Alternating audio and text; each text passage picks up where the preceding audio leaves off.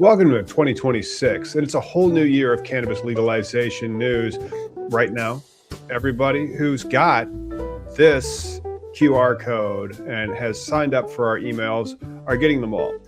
What happened over the weekend? Like I did a new video, you probably saw it, and there was my predictions for 2026. Have to amend them. We're 4 days into the effing year. Have to amend my predictions. I did not have Trump kidnaps or extracts the president of Venezuela on my list. And guess who has to do the prosecution? The Department of Justice. They were supposed to be helping us out with rescheduling. That probably is not going to happen as quickly as we may have liked. And as a result, we have to change our predictions on that. We're going to think that it won't be the first quarter that Schedule 3 hits. Maybe the second quarter. We're going to unpack that. We're going to talk about why this new regime change. And again, it's a very new and tumultuous situation that's going on with our country in Venezuela. How that it can impact cannabis legalization is our lead story for 2026. We didn't see it happen. We still think 2026 is going to be transformative. We have a whole bunch of more stories from numerous states and also federal stories. And with that, welcome. Thank you so much, especially to our members who have joined, that get early access to all of our videos, the people that buy our merch. You guys are just great. And now let's get into cannabis legalization news for another week. The first week, what's going to happen in 2026, we're going to discuss.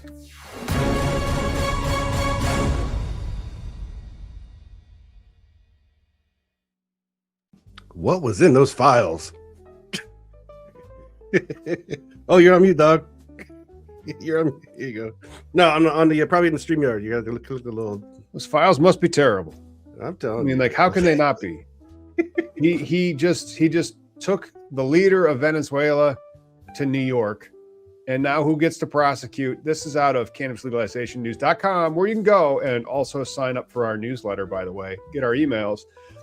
And so we cranked one out. That's the video that we're doing right now. So yeah, they took him and his wife and gave him an all-expensive, totally inclusive trip to New York.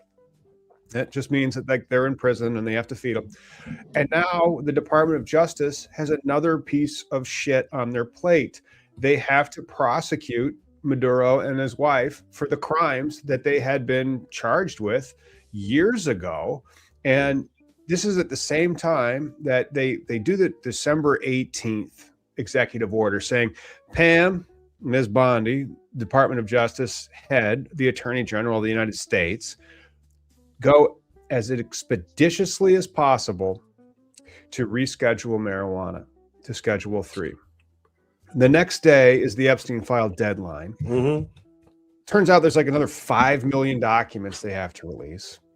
And then January 3rd, I put this thing out on January 1st, here's my predictions for 2026. And then the next day I'm like, oh shit, that thing's already done. Well, and like you said, it was an executive order issue, right? This is not rescheduled yet. Cannabis is not rescheduled, but hemp has been redefined. I mean, this is the present status of legalization as it is. That's right. Hemp has been redefined. That's just that is a candle burning, and it burns out on November 12th without additional congressional action. The rescheduling is a direction, and so there's a lot of pieces that have to move between here and there. And I thought they would be able to collapse the public hearing and comment under section, I think it's 811 of the Controlled Substances Act, to be able to push out the new final rule by the first quarter. And then there's weird, there's judicial review, and then there's also CRA if they think that it's a major rule. Whatever, those could delay it, but then the CRA requires congressional action. I don't think it's going to happen. You poop this rule out, especially in March or in April. That's primary season, so Congress isn't going to act. They're going to run for they're phony baloney jobs. Sure. However, like, I don't know if we can get that done that fast now, because they may procedurally do it so that the appeals definitely lose now that Sam has hired Bob Barr. Hey, you know who is not getting the cannabis legalization news Peace Sam? Prize? You know who's not getting cannabis legalization news Peace Prize? Attorney Bob Barr, former Attorney General, has been hired by Sam to help with the appeals process once it does actually become Schedule 3. Hopefully now I'm going to revise my prediction, Q2, Q3. That's what I'm saying. But again, it could be later. Though it's crazy though, man. That's Kevin Sabat and all the other cuckoo people out there who are been prohibitionists throughout this whole time are continuing to delay with the inevitable, right? Like the fact that it just seems that they want to hinder more Americans than move the country forward, right? Because rescheduling, and again, rescheduling is not going to legalize it as well, right? You can still lose your job. You can still it recognizes it as medical. It's still all crap. It's still all bull crap. But it is like the first repeal of the bull crap in 50 plus years. And that's why I don't think, you get Schedule 3. I think you have to kind of like sit there and bathe in it for a few years, because this is clearly a political issue. People clearly believe that this thing is so bad, we have to keep it illegal. And the reason they believe that is politics. They don't believe it because of facts. They don't believe it because of data. They believe it because of politics. It's crazy to say that though, too. But I mean, it's true. But like the whole, like, for me as an optimist, like we both have our optimism about America, right? Like you really believe that people are going to be law-abiding people, and I just think people in general are good, which kind of I guess the same thing. But I also think most people in the system are corrupt, right? Like, but there's going to be many components before we get to the point of OTC, right? To the point where we get that gas station weed back again. That's some interesting stuff that we're going to be doing a lot of content on. I was thinking about the hemp bill, and I got this thing about the hemp bill I didn't want to tell you. And so you're going to have to watch the next like hemp bill one. Then we do. It's like the new hemp math and why like it's really going to save the farmers. And so like, that's really cool. But then not only that, then like part of that hemp bill math is got to do with the putting it on Medicare. And to put it on Medicare, like this stuff has to move.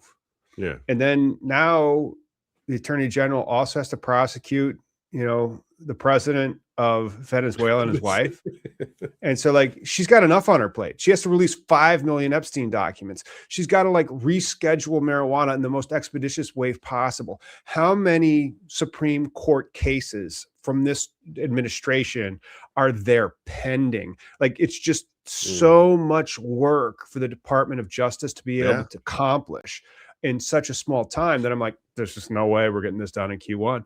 But Chad Westport, don't forget to check out his channel. He just did a really cool one on one of the loopholes. And again, like I'm going to eviscerate the last remaining loophole to save the farmers, but that's going to be in a future video. And it takes congressional actions. They don't listen to me that much. And so he asks, does Schedule 3 come about before all these large loan payments are due? Is just another way to those in power are carving the turkey. Those large loan payments, it depends on the maturity date. There's billions of dollars of maturity dates that are coming up in this year. When you say large loan payments, is it like, are you talking regards to like the hemp people that like had the legal background bullshit? Okay, so we get our dispensary open because we're not allowed to get a construction loan because what we do for a living is illegal. Right. And, then I have to like go home to Dunlap, Illinois, where everybody works for Caterpillar and be like, no, I'm a good upstanding guy. But anyway, and so it's strange, but I get you. There is a way that bankers do their loans, and it's typically it's a 5-year balloon and a 20-year AM, right? And so that 5-year balloon payment that they refinanced in 2021 is coming due in 2026, 5 years later. And so that balloon comes up if marijuana has been rescheduled. The DSCR, the debt service coverage ratio. Hey, wait a second. With that kind of shit, when we talk about debt service coverage ratios, we need to be getting into way too low, way too low. Debt service coverage ratio, baby. And so, like, that's right. That's why you tune in and subscribe to Cannabis Legalization News, because they will explain to you debt service coverage ratio. Anyway, but these are business practices, though, right? I'm sorry that I am not just smoking on screen and asking you, like, what's going on with all this stuff? But, you know, there's other YouTubers out there that'll do that.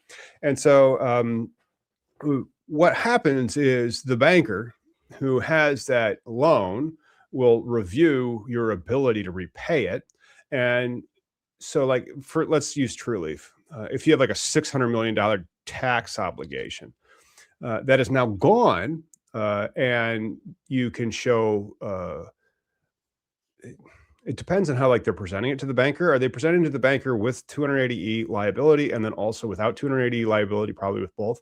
So if you could show it without the 280E liability, then you're going to get that loan renewed. And so you would have a new maturity date in 2031, 5 years down the road from 2026, and then you would have the same 20-year AM. And so they would use prime plus a couple of percents on top of it. So, like, for ours, once we get our dispensary open and operational and we don't have to do any more CapEx construction on it, we will, and you're going to be on this loan, by the way. Sure. Anyway, so we would then submit that loan package to underwriting at that credit union, and we would get a 5-year balloon, which means that you're paying your mortgage as if it's a 20-year mortgage. And then after 5 years, your whole mortgage comes due. Damn. Because that's just safe and sound banking practices, safe and sound banking principles, where you allow the business, because, like, who knows what's going to happen in 5 years. So they want to have a pretty tight maturity date, even though the rule of real estate is that it goes up. With the exception of, like, the huge mortgage crisis that we had 15 years ago. I mean, it tends that real estate, because of inflation, will go up. So the banker feels like they are adequately collateralized. Sure. But again, when you talk about these kind of loans, though, you're talking about established businesses or businesses that are going through the actual that have law-abiding, the law-abiding practices. I just had to address something real here. This guy telling me that there's so many stupid, ignorant people out there, and I hate to say it, just ignorant. But I didn't know anything about THC until Neo's stream, and I know he's talking about. I was on Neo's stream. We were talking. Oh, bullshit, man! You go way back with me. I did that video about THCA in 2019. I did that video about THC. People were using me to sell their fucking flower. They're using me and the Trump administration to sell their shit.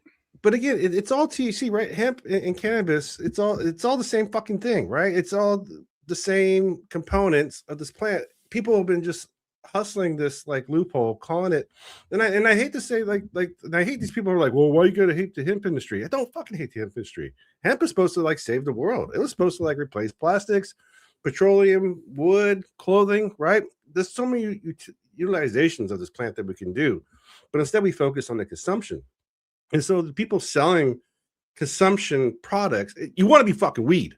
That's what it comes down to, right? Don't be like, oh, it's all hemp, bro. No, you want to be fucking weed. And that's unfortunate, because I just watched the Chris 420 Blaze It video today, where his most recent one, he bitches about the THCA people. And I think it's silly. He thinks, like, oh, there's this optimistic year where they can all, like, come back. But no, man, like, what we've been saying, and again, we don't hate you. You made your bag. Good on you. Like, I give respect. I was watching his videos where he was telling, he walks people on how to, like, order these packs and flip them. You do you, man. You know, fucking. Well, but, like, that was the lack of enforcement, and that was all of that type of stuff where you just go, like, hey, the DEA is watching you. Like, they don't have the money to enforce. A lot of these states have legalized. They don't have a political capital to enforce, and now it's turned off. Now you gotta make sure you do this, man. You gotta, like, you hit that, you turn this off first, and then you turn that on. Commercial. Wait, hang on. Stretching this. You got to hit the DZ. That is, shout out to Kind Pen, former sponsor, maybe a new one. But we got a new sponsor. And so we're going to flip to the new sponsors stuff right about now. Nice. The federal shift toward Schedule 3 doesn't rewrite your license strategy. Having the right dispensary footprint and operational playbook in place before regulators fully implement that new policy. That's where Collateral Base comes in. We help cannabis businesses win dispensary licenses, structure compliant operations, and manage stores. Link below. We help clients navigate licensing, compliance, and operations so they win in the new regulatory era. Finally, my man gets commercial. That's right. I just can't wait until... Like I need to warm up the DZ. You know, it's only at 325. Okay, wait, and we are passing decarboxylation temperature right about now. If you are passing decarboxylation temperature right about now, don't forget to subscribe to Cannabis Legalization News. And if you really want to get all these things first, become a member. Throw us a super chat. What is on your mind? We've got our next story coming up. Miggy, why don't you take that so I don't have to violate the YouTube terms of service? There you go. Yeah. So this one, our next story is coming from the American Legion. Let me just click the right thing. Ah, fuck me. Anyways, that works for now. They're talking about how it's good for the veterans, right? How rescheduling is good for the veterans. Like rescheduling has a lot of promise, folks. Like this is nothing to be mad about. It's not going to take away the culture. It's not going to, I mean, what is the culture? What is the industry? Right? People don't worry about what I'm just saying, like people don't worry about the beer industry. Yeah, but that's the fun part. But you know, the fact that we got, because we have two stories in a row where different groups are praising rescheduling, right? Because doctors can now like talk about it, you know, like as much as I love it. I can't wait till doctors like they don't talk about nutrition in med school and they don't talk about marijuana. ECS, endocannabinoid system, right? Yep. ECS. Yeah. So there's so many opportunities. Grok is up on it. Go to X and ask Grok about the ECS. Well, it's a holistic thing. This is why it should be mainstream. It should be part of your lexicon, you know, cannabis, right? Like not everybody takes aspirin or ibuprofen. We all have our different reactions to these things. But like one day, and I saw in the comments earlier was asking if there'll ever be gas station weed again. And there will be, I think. I think so. No. Evolution. Like, not for a decade. Yeah, decade. And so like, you know, there's gas station liquor, but like we've been selling liquor for decades. And so we haven't started selling like cannabis yet, really. And so I think there'll be gas station CBD, but why would you buy gas station CBD when you could buy it from a stream of commerce that you could use your HSA card or your Medicare card to cover it for $500? I mean, that I was running the numbers on that. That's billions. And so like hemp farmers, you know, go back to the original strains, go back to AC/DC, go back to Lifter, go back to Trump #1 and the wife. You know, like those are going to be the strains that I think are going to be what makes it out. And then some of those are going to help these veterans here, like with the American Legion's tackling the therapeutic value of cannabis for veterans. That, you know, and we have some quotes from Dan Wiley, the national commander from the American Legion. Sometimes we measure our advocacy and success in months or even sessions of Congress. In the case of the recent reclassification, it took nearly a decade. Keep it going. You're still on the clock. You're still in the taxi. You have not gotten to your destination yet. You can leave your Uber now, but you ain't at Schedule 3. Remember that. That was one of the first things that I disabused you. Sorry about that verb. It does not mean that I abused you or like did not unabuse you. It means that I clarified your misconception from thinking that marijuana is already Schedule 3. No, I was hopeful that it would be the first quarter. Now we got to prosecute Maduro. And so like, that's going to be like, it's a priority stack over at Department of Justice. And so like, it was all expeditiously and then invade Venezuela. And like, it was pretty ballsy, like, and pretty like freaking badass that we were able to extract the leader of Venezuela that fast. I mean, don't fuck with Palantir, man. Don't fuck with the United States anymore. I really got nothing on the whole situation. I think it's fucked. But the next one is from the Nurses Association, the American Nurse Association. They too support rescheduling. Yes. So pop it up. You know, here we go. Boo. ENA and ANA back rescheduling. Both associations support moving marijuana from Schedule 1 to Schedule 3 to enable research and evidence-based clinical use. You know, I mean, love it. yeah, Evidence-based clinical use. you know, Just so sweet on your ear. and people will say we have that already, right? Like, I know people take strains for Crohn's disease and all this other stuff, different conditions, which cannabis does help for. But how do you establish this overall knowledge, right, for doctors and nurses or whatever? They're gonna have to. What's your business email, dog? Oh, dude. Whenever there's a lot that'll ask you. Just always ask for their traffic data. And Oh, then no, I get you. Oh, I see. He was asking about the Roku, but like rescheduling is creating a path for like more legitimacy, no? Right? Because eventually we will have OTC. I think, in my opinion, if people are buying I crap think we'll have now, OTC for well, I think we'll have OTC for CBD, and I think we'll actually have like DTC, but like the same way we have. what is You're not there. DTC? Look, we're not there yet. Direct to customer. The Senior Savvy Cannabis channel. Shout out to Senior Savvy Cannabis channel, by the way. They have kind of the lock on like with the CBD, CMS, the Medicare services reimbursement. How do you get your costs reimbursed from Medicare? I haven't. I mean, as far as from the government, the process. Yeah, like if we're gonna federally subsidize marijuana. Oh, right. Or I'm sorry, federally subsidize cannabis to the tune of $500 of CBD for every senior on Medicare.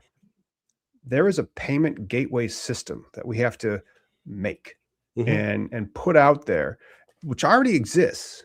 So like that's one of the nice things. We just have to figure it out and copy it. But that's billions. I mean, like there are 30 million Americans and growing on Medicare. Isn't this 10%? 10% is 3 million. 3 million times $500. Gee, many frickin' Christmas. But you talk about the purchasing process, right? In the background. Is that what you're saying? Like, yeah. Like how did they get that? But isn't that I mean, I'm early on, and when we started doing this, there was somebody prosecuted for that, right? Wasn't it like fraudulent funds because they were using a credit card system? Yeah, it's not there yet, and so like that's why I like that point of my. I mean, check out the video that I put out. I wasn't the biggest fan of my thumbnail. You know, the AI rendered it. It was all right, but not as good as Legal News Network's thumbnails, and they were. And I was like explaining about how this hemp thing may be like the best thing for the farmers that's ever happened. And they just don't get it yet because they're so addicted to selling marijuana. This hemp subsidy could be worth billions of dollars. The THC ratio could be worth billions of dollars, but we're not there yet. And because of that, we have time to structure for ourselves and our clients how to take advantage of that opportunity. All right. But again, rescheduling, I think, is the monster that people, and another thing people don't consider. I just learned the other day that when you do a drug test, most of the time they're testing for Schedule 1 and 2 drugs, not 3. So that'd be another way of like wasn't that one of our stories coming up later, like with the truck? Well, that's more of them taking into consideration the driving. They said it's not going to change, which I think they're going to like still like ding you for positive, but in the end they'll still keep testing for it even though they don't have to. Right. And I think for the rules, though, someone will fight it. Another lawsuit that will happen, right? This is something that has to evolve for protections, like again, rescheduling is just one step in many that we have to do to get to the end, because in the meantime, we're going to have silly things like, in USA Today, Adam Levine, he's the former owner of convicted felon. Convicted felon. You could introduce him as convicted felon Adam Levine. Go ahead and zoom in on her right there. Here it is. Convicted felon Adam Levine is an opinion contributor. So I would bet money that convicted felon Adam Levine, who's probably in federal prison right now, did not write this, and he took money from Sam to get this published. Now, he may have, quote unquote, written it by like having Sam write it for him and then run it by him to say like, yeah, that's good. That's good. Well, again, the guy didn't give a fuck about the plant culture or anything. You know, he was a stooge. He didn't give a fuck about his investors either. I mean, like what did Adam Levine do? That's one of the things we should have. We should have had like the second slide just to immediately undermine them. But we don't have anybody that helps us with this. And like, it's been the holidays. One of the days, like when we actually get the dispensary open, we are going to hire somebody whose job is marketing. And that will be their job. It's like, well, help us out with this, figure that out.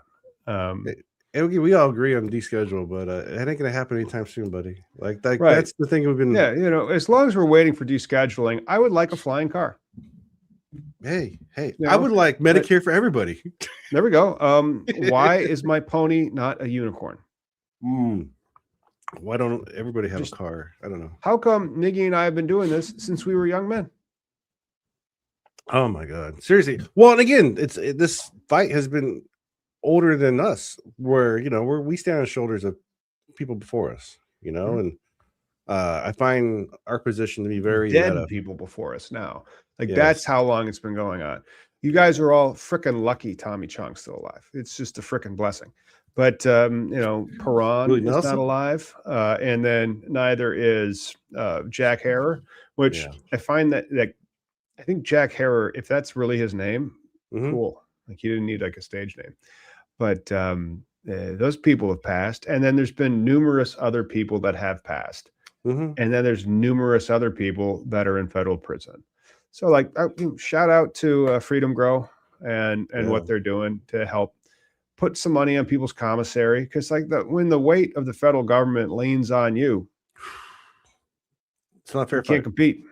Yeah, you're not going to win. I mean, like ask Luke Saroy or Maduro. Frank Rogers is in there right now. Yep. So, and then so we have coming up. Our next story is Congress is scheduling the legal consequences of scheduling marijuana. Yes. Legal consequences of rescheduling marijuana. I believe that was from Congress.gov, and so they put out stuff. The CSR, as it's called, I think, or the CRS, the Congressional Reporting Services, because this may surprise some of our viewers and our listeners. If you're listening to this, you can get this podcast and take it with you if you're not able to make it on YouTube. But if you want to see like all the videos that I do, I only put those on YouTube. Anyway, they put out this publication. So the Congressional Reporting Service, they put out one on December 22nd, explaining that there are certain legal consequences of rescheduling, because those people in Congress that pass the laws, they may not understand or read them. And so then after they pass those laws, they have a report, which they probably don't read, but hopefully somebody in their office asked ChatGPT what it said. Anyway, they've explained what, for example, this is a direct line from it. It goes, substances become subject to the CSA, that's Controlled Substances Act, through placement in one of 5 lists known as Schedules 1 through 5. This is the Congressional Reporting Service explaining to your congressional representatives, A, there's a CSA, B, it ranks drugs from Schedule 1 through 5. Is this something that's part of the legislative process, or is this something that somebody had a hair up their ass and decided to have a... No, this is part of the legislative process. And so like, that your congressman is out there calling people for money. Hey, got to get that money.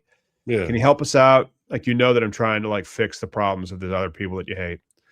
And then when they're not asking for money, they have to go to like events in the public to be seen.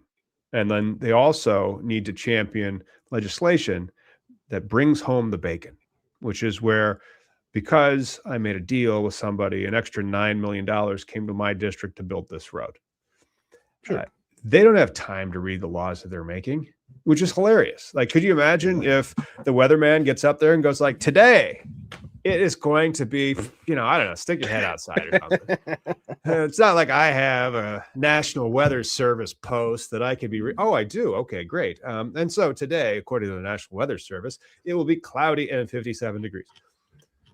Is this something though? Like, I mean, this is just informative though. It's not going to be like a committee, like here in Washington State.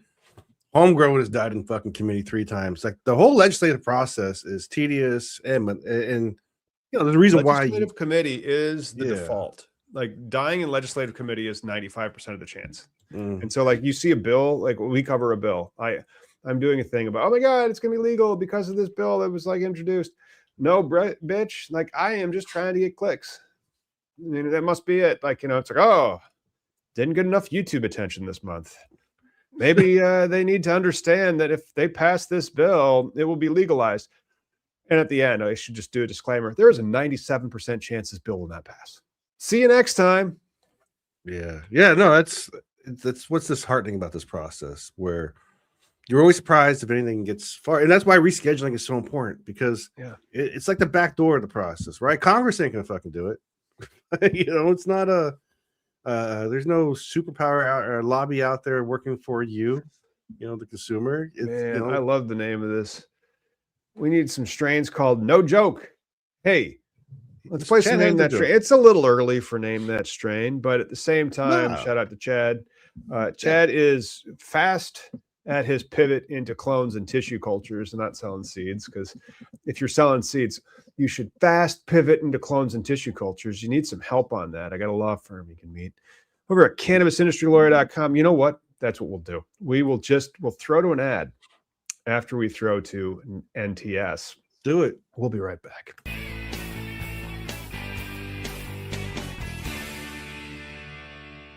The cannabis space is not just about product categories and compliance. It's also about deals and disputes. Every compliance misstep can become litigation leverage. The Howard Law Group, they specialize in cannabis M&A, strategic transactions, and high-stakes litigation for operators, brands, and investors. When license control, partnership disputes, or regulatory interpretations threaten value, they know how to protect it. There's a link below to Howard Law Group if you're looking to lock down counsel. Hey, I know that guy. Yeah. I'm gonna have to go over that ad. That was one of those things where you do the ad the first time, and then you go like, "This is crap. I have to do that ad again, dude. I'm not doing it before the next show. I'll just roll that ad." Anyway, we are here with Forest. That is by Relief Botanicals. They are sponsoring Name That Strain. I'm not going to tell you where you can buy them because I am literally not allowed to. I will say that they are a licensed cannabis cultivator from the state of Illinois. And so you can do the math. The only place to buy those products are licensed cannabis dispensaries, not hemp shops. But this one is by Relief Botanicals, Forest. Quite frosty. Quite nice. And for the viewers of the show, it's basically the same Name That Strain as last time. We did not do a show last week. So if you can remember the last Name That Strain, but its original name, not its AKA name, its original name, you will get it. You have any hints? Like we got Hints. Hints is a genetic cross between Very Cherry and Notorious THC. Let's see what happens when Miggy becomes the... It's not exactly like the last one. It's like half a last one. Oh, hey. Trying to comply with the terms of service. Yes, we do. God damn it. Anyway, and it's fantastic. I'm not doing it right now, but I'm doing a different one. Medical marijuana patients often choose this particular strain when dealing with symptoms associated with anxiety, depression. Hella jelly it is. And so if you want to try some Relief Botanicals Forest, that is their flower brand, go check out their stuff at a place which we were not allowed to name. You said these guys are the infused 3-gram joint I was smoking? Yeah, man. That was delicious. Like that was a quite enjoyable, like it helped besides the shitty weed that I had. That was the thing that helped keep my days over when I was out there. You know what's funny? I think people we are not allowed to say we will not cover or take their shitty weed. Well, if you have a license in the state of Illinois, it is illegal for our license to say we refuse to carry you. This is how you do it. Well, no, I'm not saying at home, like listening and wondering how the game works. It's like this. We'd love to get you in our store. I think don't call him back. If it's shitty weed though, like you gotta be honest with them and be like, yo, I can sell, because people smoke cigarettes. You know what I'm saying? That's the small thing about legalization and lab testing is like, if people were just to fucking require lab testing, that's really the only rule we need for this plant. So people know what they're smoking, right? Because some people use it for medicine, some use it for fucking Good Friday night. Yep. Either way, some people don't care about pesticides, metals. Other people do.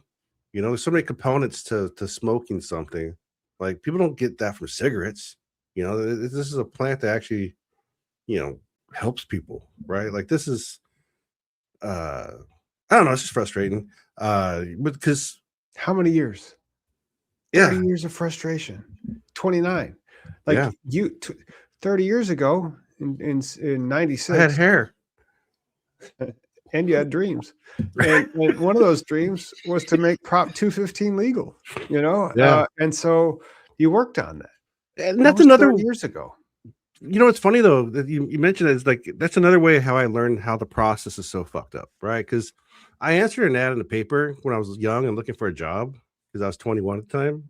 And I was like, legalize weed? Fuck yeah, let's do that. And get paid? Oh my God. What else? You just named my dream job.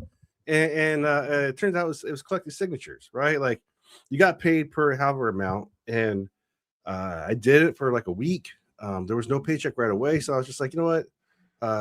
Keep my money, put that towards the legalization effort, whatever.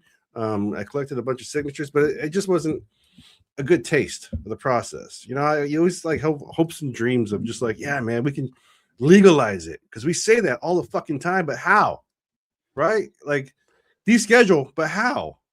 You know? Exactly. Deschedule, but how? Schedule 3, but how? Hemp is no longer going to be able to get you high, but how?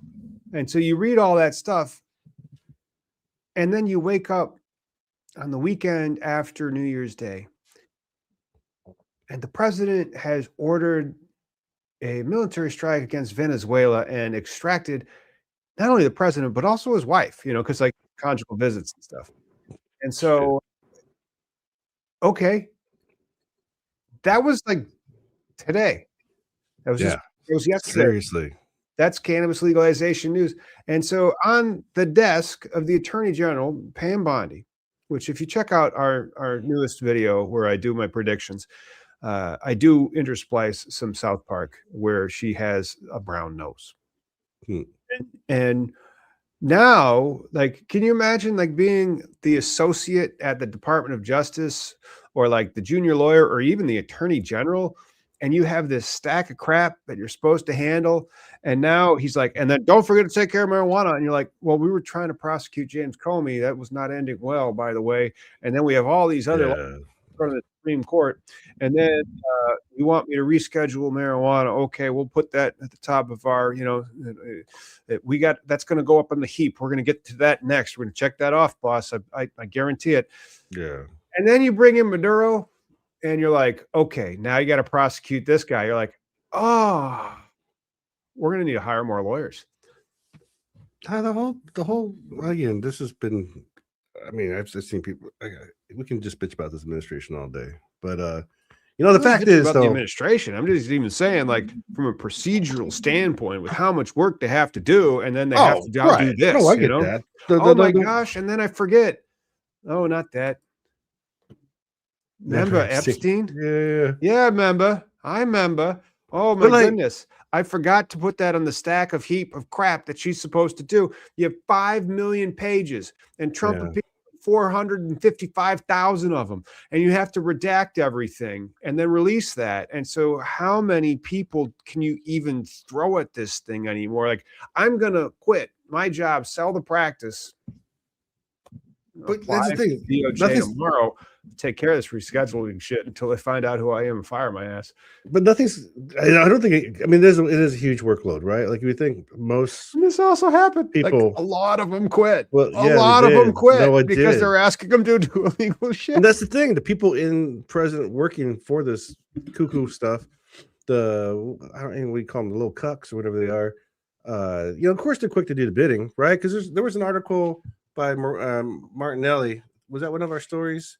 No, I don't think it was. Where he talks about how Trump, like on a side, was like putting pressure on Pam Bondi, like this needs to happen in January, right? Like, but I don't think this is going to be a thing. She don't give a fuck. No, it is. You can do it.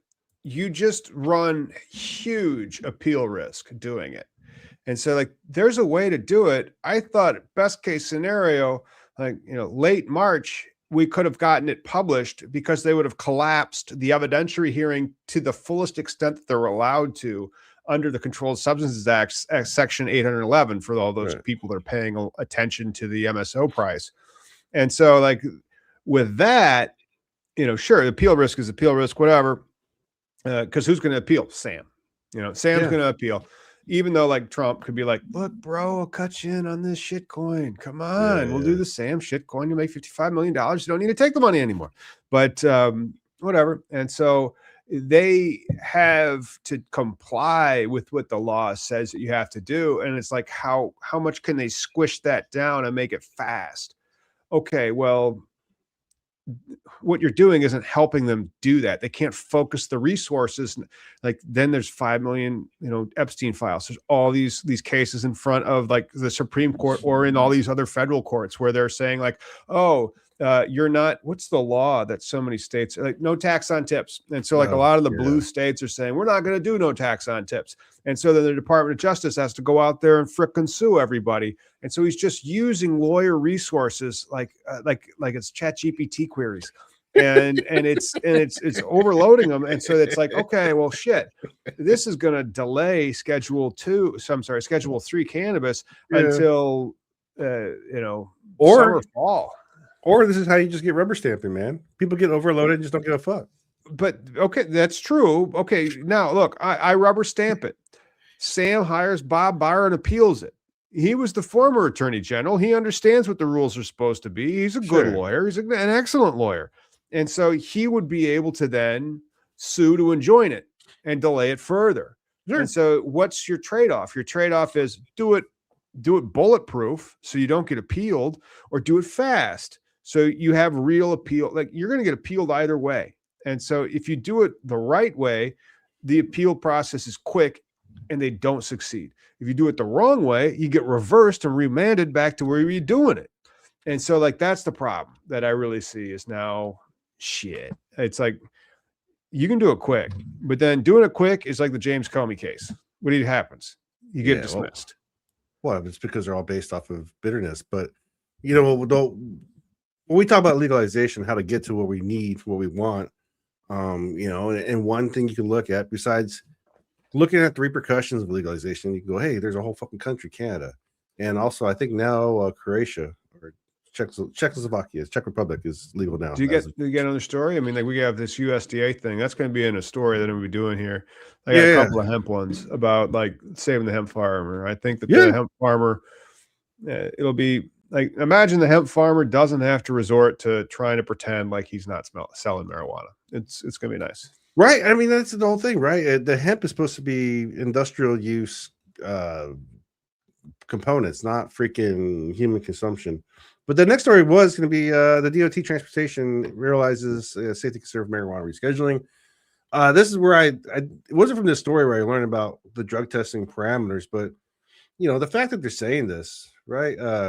Actually, here it goes. HS authority test laboratories naming Schedule 1 and 2 specifically. So doing 3, but the Department of Transportation say we're still going to require this. That'd be another rule that needs to happen, right? Like, none of this legalization doesn't happen on fucking day. Chris, there's rules, and like, there's rules and policy and federal laws. Just thick as bricks, hundreds of thousands of words. Like, you would blow out the token context window for, like, everything. There's well more than 1 million well more than 1 million tokens of, like, federal rules and regulations. And as a result, it's just you're always breaking some law. Or like you always have some unintended law that would happen if you change another law. And that's one of them, where it says that you usually do not have to test for Schedule 3 and below substances. Yeah. Well, because they have a lower standard for abuse. And as a result, but then marijuana is like a unique little thing under the Controlled Substances Act. It's got like its own provisions for how it's treated, even though it is a Schedule 1 substance. It's not considered a drug. Like the political crap on it is apparent if you read the Controlled Substances Act. But this is one of those interesting ones where if it becomes a federal controlled Schedule 3 substance through this rulemaking process, and maybe the Congress like gets involved. That's a big if, by the way. Congress gets involved. Maybe it would happen. Like it might happen if Congress is handled by the Democrats and Trump is on board in his lame duck part of his term in the last 2 years. So like we're talking 2027, 2028. Well, we talked about this before, but how does an amendment get created, or how does it get initiated? You know what I mean? Well, like, right now they're rescheduling. And so like after they reschedule, they have this, and so like this is all pursuant to the actual Controlled Substances Act. And so I don't know if it would trigger this. There's like another one, CSA, Congressional Rule Act or something like that. I need to figure out what the CRA stands for, but that allows for like major rule changes to be blessed by Congress. Now, it's a 60-day window. And so there's a publication and then you count. And then if nothing happens and it becomes a law. And so like what usually happens? Nothing. Like a bill is referred to committee, like a bill's introduced. I want to introduce this bill. You realize that bill has a 97% chance of dying, but I still want to introduce it because of the good people that I represent from yada yada country. Yeah. And so that's what they do. Yeah. That's being a representative. That's Congress. And so it gets referred to them and there's no bill. So now you have to refer a bill. It has to be approved. It has to be passed, and then it has to be ratified by the executive. The executive's already told you what he wants.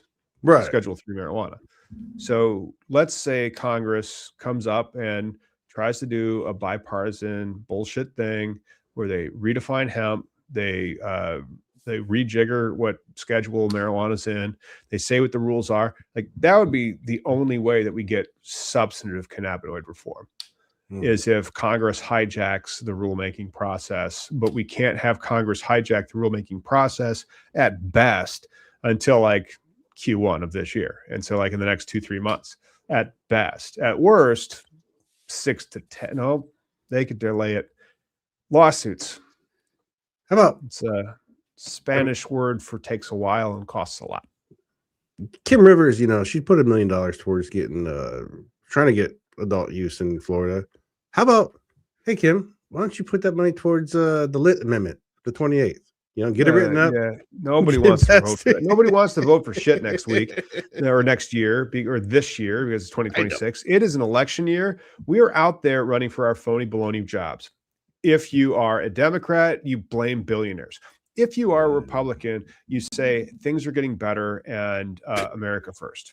That's it, man.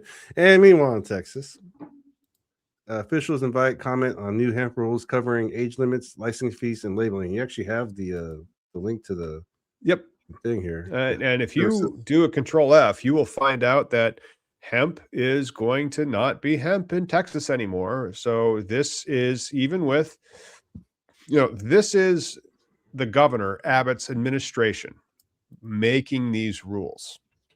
All right. Okay. He is saying total THC. Total THC. What? THCA is gone in Texas. Getting high from hemp is getting regulated and gone in Texas. Even because I mean everybody, all these hempsters have like hope that like there will be a regulated market. And again, everybody's focused on the CBD bullshit, but the whole thing, it has been 10 milligram THC in most of like your Cheech and Chong drinks, right? No one's chasing the CBD dragon. You know what I mean? Like, but what does it say in the executive order? It says CBD THC ratios and container limits. So, what if they say 1 milligram per container, 20-to-1 ratio? Because when we got, I listened, I mean, I can go on some more of those. Actually, I really can't. I really only think I remember 4 strains: AC/DC, Lifter, and Wife, and Trump. Number one, because that was 8 years ago now when the hemp CBD boom kicked off with the 2018 Farm Bill. That is not what people are they still growing that? I don't know if the hemp farmers are still growing that. I mean, why wouldn't they? Because then they just take it, they extract all the CBD and they turn it into whatever the fuck they want. So they aren't going to be able to turn it into whatever the fuck they want anymore. So if you want to have that, let's say it's 1 milligram of THC, it means you got to put 20 milligrams of CBD in your beverage. That's a lot. That's 21 milligrams of cannabinoid product. Before it was just 5 or 10. It's like, 2 times the strength. If there was a ratio thing that happened though, wouldn't that also you'd have to re-educate the customer? Because you're going to go for a different experience now, right? Because no, it's the same thing. You want it in the bar, distributed by the alcohol guys, so it's not booze that you could drink. And they're going to say well, does it get you high? Has it got THC in it? And you go, it makes you feel great because it's got 20 milligrams of CBD in it and 1 milligram of THC. Or maybe they say the container's 2. Then it's got 40 milligrams of CBD and 2 milligrams of THC. I just think people have been misled. I think as consumers, with the plant, they don't understand, even it's like with I think, I watched this Chris 420 Blaze It video today, and it really just irked me because he's all like, the Farm Bill 2018 made it legal though. He just sit on that. It is federally legal. And I'm like, man, did it really in the 8 years since people have lost jobs? People have. I talked to that guy years ago and I told him they will take it away from you. It's not what they wanted to do. You got it. I watched him he's got more subscribers than we do, even though he gets no viewers. But then it's because he had some really viral shorts. And really viral shorts can put on a lot of subscribers, and then but no real viewer base. And then he sells weed. Well, I think he put out good information to do the whole fake trap thing, and even Hawaiian State was saying it made it legal, but it made it legal for your ass to sell it. Didn't make it legal for other people to consume it and transport it, right? There's a legality I'm chasing all my life, and that's just be left the fuck alone. And hemp didn't do that. Hemp's not this protective rule of law bullshit. It's entrapment. It's entrapment. Hemp was entrapment. And so hemp's not going to be entrapment anymore, but it's not going to be marijuana. Full spectrum. What's full spectrum CBD? I mean, how do we define full spectrum CBD? Exactly. Is that a 20-to-1 ratio? Is that a 50-to-1 ratio of CBD to THC? They say you need a little bit of THC, but what is that? Because that's all that Trump gives a fuck about, because that's all what Howard Kessler gives a fuck about. Yeah. And that's Trump's golfing buddy who's a billionaire. That's the math. That's it. Yeah. Bastardized legalization. Not what you want. Yeah. Seriously. Well, it's just bad juju. We got Georgia in the news too. Georgia. Yes. The Georgia Department of Agriculture is card check on Georgia Department of Agriculture. So to sell these hemp products, you have an age gate required in Georgia, and they did some fake buys because, that's what you do to check your compliance. And out of the 17 establishment they tried to make a buy, 7 failed. So 7 out of 17 hemp retailers failed a card in Georgia. That's one of those headlines that I think is going to get better. But we still have those headlines here in our fair city. Well, how many alcohol retailers do you read about in Seattle that failed the card? Oh yeah, dude, every business has their people who want to cut corners. But in Georgia, is Georgia a medical use state? Georgia's got a shitty medical program, kind of like Texas. So Georgia's got a Texas shitty medical program, and so it's basically hemp. Okay. And then that's one of the things that I hope Schedule 3 helps to rectify. But then when you have Texas was an MSO murderers row, and you had to have had the money, or like if you had the money and you're a good old boy, you got in. If you were an MSO, you got in. But that was it. And so, that. Why are you like Illinois? You can say that it sucks. Missouri, you can say that it sucks, that it's expensive. Illinois is expensive. Illinois is stupid. And thank you for giving us the license, but you're stupid. And so, like, just because I'm doing the cost segs and spreads between our dispensary and ones in New Jersey, New Mexico, Missouri, and even in Maryland and other states, and Minnesota, and Washington State, and Illinois is the most expensive. The vault requirements in Illinois are stupid. Like, it's not plutonium. It's not plutonium, especially after the hemp experiment, where 500,000 feet from our dispensary is a gaming salon where one guy sits behind the counter that has a full bar, so you can order a scotch, and they'll say, like, we don't have that scotch, we have Johnny Walker, and then, well, that's a scotch. I mean, like Jack Daniels. And then there are about like 8 gaming tables. And so, like, in Illinois, we just have roving. They aren't roving. They're all established. But we have established, like, in any establishment that you go into, they have video game machines. And so, like, there's just hundreds of billions there's millions and millions of dollars of gambling at low billions, like $3 to $5 billion a year of gambling. Sure. In these machines. And so they have a lounge, and you can buy a drink. They also have a tobacco license, so you can buy smokes. And because there are no licenses for them, you have a wall of weed. So all as hemp. So you can buy all the weed you want. You can buy all the cigarettes you want. You can gamble, and you can drink.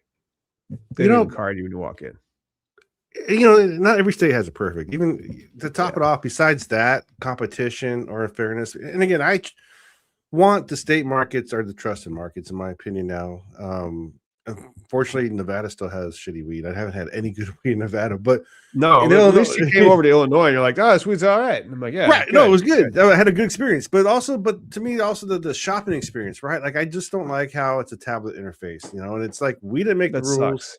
We have to, like, abide by this, like, bullshit chain of command where someone's gonna be in a barrier to pass your selection to the bud tender. Like to me, it's just I'm not even kidding. Like, we have a little pass-through wall. Like, you'll see it. It wasn't built out when you came over last time. We have a little pass-through wall. It cannot be more than 9 inches. That's crazy, right? Dude. So, like, you have to be able to take your order from an Illinois cannabis dispensary, and it has to be smaller than 9 inches to have a pass-through wall. Otherwise, you have to have somebody walking around from the secured location. It's in the rules. And so, like, they regulated it like it was plutonium, like it was extremely dangerous stuff. And then they did not regulate hemp at all, even though it's identical or more dangerous stuff. On top of that, it's the divide between the rec and the medical use in Illinois, right? Like, that's another, like, just bad portion of this legalization. Hey, thanks, David. Appreciate you for being a new member. Thanks for joining us, man. Welcome. But I every state's going to have their issues. Eventually, we're going to get this federal thing. But the one thing I can, and I will give respect to hemp, is it did create that conversation where states are like, hey, no one died. So Tennessee is going through some bipartisan lawmakers push for state level marijuana reform. And again, that's what it is. Marijuana reform, not fucking hemp. It's not a hemp THC thing. I mean, nope. We don't make it. Yeah. That's why you got it. You got it because it got you high. That's what you want. You didn't get it because it was a sweater. You didn't get it because you could paint your house with it. Like, you aren't using it for its industrial purposes. You're using it for being a drug. And therefore it should have different types of rules. But I think Illinois has jumped the shark when it comes to, like, how regulated it is, especially with the juxtaposition of you've taken a completely unregulated, hands-off approach to the hemp market. So you have the exact same product, one which is, like, strict and safe, that was grown in the state, that is tax advantage for the state, that is passed that has passed panels so that it can actually be put, that has like recall abilities, that has carding into it. Yeah. And then right next to it, you have the guy on the block, but now he's at a gaming salon, or he's at a gas station, or he's just at a smoke shop, or he's just on the internet making weed cigs, and like that's the thing. Like there's no rules, and then there's too many rules. There's nobody following up, checking on the gas station weed. I mean, I told you that story of the guy at the vape shop down the street from Pekin. I stopped in there to say hi, just to check it out. He was selling pre-rolls and shit, and I was like, "Hey, man, are you still going to sell this?" When he's like, I don't care.